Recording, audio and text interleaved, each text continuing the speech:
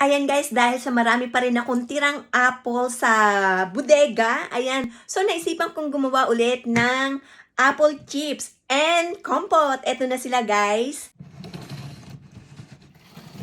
Ayan o, hiniwa kong pabilog yung ating mga apple and then of course tinanggalan ko ng buto. Ayan. Ayan, sinamahan ko ulit ng banana stick kasi paborito talaga namin ito. Ayan, pang snacks.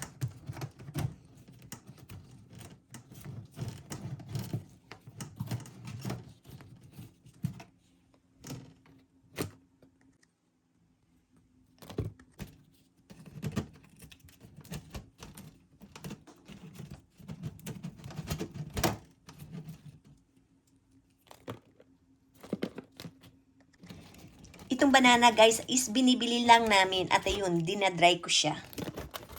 At of course, itong mga apple is galing sa aming puno. So talagang masustansya at masarap. Ayan.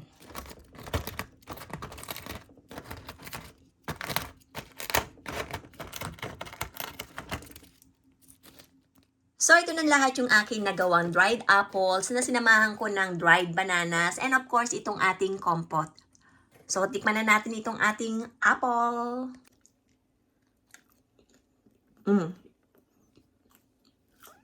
Ang sarap. Talagang apple na apple ang lasa. Dahil talagang dehydrated siya at nandun pa rin yung natural na lasa niya. Isa pa. Yummy.